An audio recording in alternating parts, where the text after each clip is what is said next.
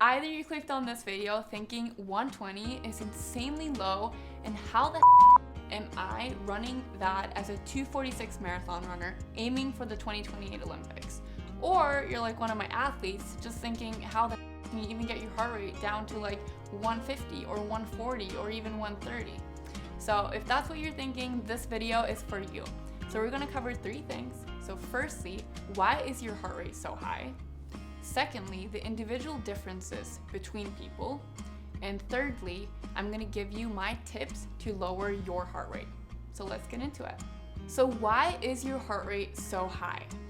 So running is an impact sport. It's a high impact sport, meaning that for every foot strike, you're literally loading your body with 2 to 3 times your body weight. And that is why you are so much more injury prone as a runner than with other sports. And this just means that we have to be extra careful with how much we are running. If there's one mistake that I see a lot of athletes make when it comes to running, it is having a much higher heart rate because you have that body weight, so your heart rate will naturally be higher.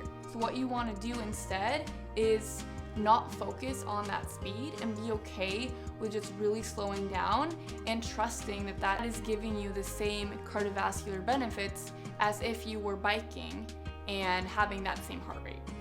Because at the end of the day, our body doesn't know speed, it knows effort. And heart rate is a great way to actually measure that effort on your body. So the second point I want to make is that heart rate is very individual. So that means that my heart rate is not going to be the same as yours. And with that, I mean that my max heart rate isn't going to be the same as your max heart rate. My body is not going to produce lactic acid at the same heart rate as your body will produce lactic acid. And that is why you can't use a specific heart rate to compare like across people. Instead, what you have to do is figure out what your max heart rate is and then figure out the point in which your body is producing just enough lactate that you can also remove, and that's going to be your lactate threshold. So by knowing these individual differences in heart rates, figuring out exactly what your zones are, then you can actually learn what effort you are running at specific to you. And this is just such an important point because I see so many comparing their heart rate to another person. For example, you can look at my average heart rate for the Copenhagen half marathon, which was 182, and you can be like, oh my god, that's insane, like you're really pushing yourself. And while it is true that there are some differences between people and like your ability to push yourself, like most of it is just your specific heart rate, right? Some people can have a heart rate 190 for the whole half marathon, and maybe they're like pushing less than me who had 182, or you can be pushing like hell and you're at 160.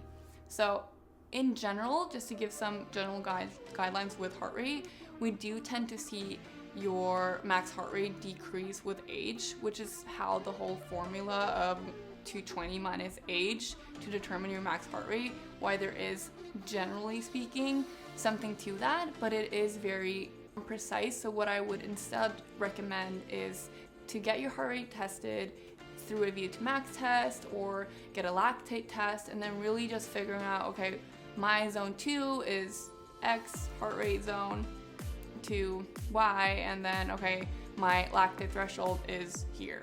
And then another point I want to make is that when you are a beginner runner, your heart rate is going to be pretty different from when you are more experienced, meaning that it will likely be a lot higher. Even when you're running super slow, it just sucks to be running slowly and still having your heart working so hard, but the best thing you can do is really just keep trying to run as slowly as possible and keeping that heart rate down for those low heart rate workouts, and then just trusting the process and keep putting in that work, because eventually you will get faster and you will lower your heart rate, and there's nothing wrong with you. This is just part of the process, and I see this all the time with my athletes.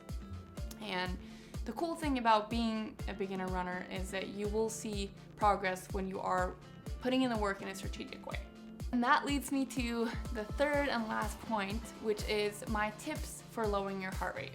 So I'm gonna kind of break this into beginner versus more experienced because I'd say the tips are very different. So if you are a beginner runner, my tip is actually going to be to walk more, because when you're walking, you're still loading your body, and it's not exactly the same as with running, but it's still more similar than, for example, biking. And if you're able to get a low heart rate by walking, in a way you could say you're lucky, because you don't have to be running fast or like doing a lot of movement, and you're still loading your body in the same way. So I want you to really focus on how you are stressing the body and the heart, which is through measuring heart rate rather than a specific speed. So if you are walking and your heart rate is 130, especially if you're walking in a hill and it's 140, 150, like that's totally fine, and you can do more walking just to like ease your body into that like lower zone training. And then if you need to be running to get into that same low heart rate zone, that means that, okay, you're a little bit more experienced, and then it's better to run, given that running is your goal, because that way you're loading your muscles and your joints in that same way as what your goal race is going to be at. So then I would recommend walking less and instead focusing on that really slow run. And again, not thinking about the pace, but instead that effort, which is measured by heart rate. So the key to lowering your heart rate is going to be consistency, right? Doing it more, getting fitter, then your body's just going to better adapt to that, and your heart rate is going to decrease and your pace is going to increase. And I want to say, if you're not experiencing this, if you're not experiencing that you're getting faster, even though you're here on YouTube trying to learn everything there is to run better, that is a red flag. You should be progressing, especially when you're putting in work. So I would urge you to, whether it be listening to more of the people who know what they're talking about, whether it's hiring a coach, getting a training plan, but like really figuring out why it's not working, because it should be working. Then there's something with your method that's not right. I personally saw my zone 2 pace definitely increase as I stayed true to actually running in zone 2. I saw my threshold pace increase again when I stayed true to running in that threshold heart rate. But when I didn't see results was when I was so focused on hitting specific paces. Because what happened was that I was always overshooting because I wanted so badly to run those paces. And although in a way it sounds so much easier to just like practice running that pace you want to be running, that's not how the body works.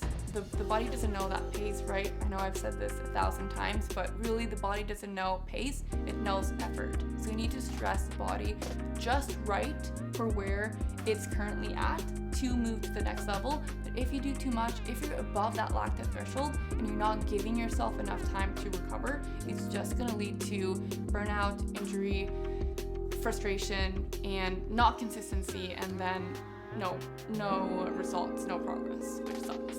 If you're interested in working one-on-one with me as a coach, then fill out my form, I'll leave it below.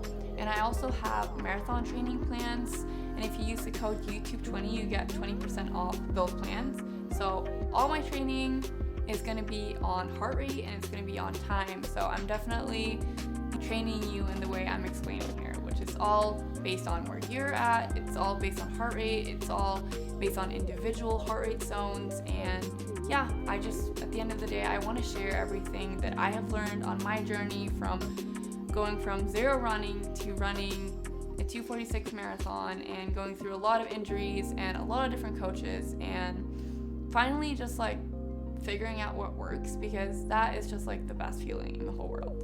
So if you're curious to learn more about managing intensity, then I actually made a video that I'll put right here.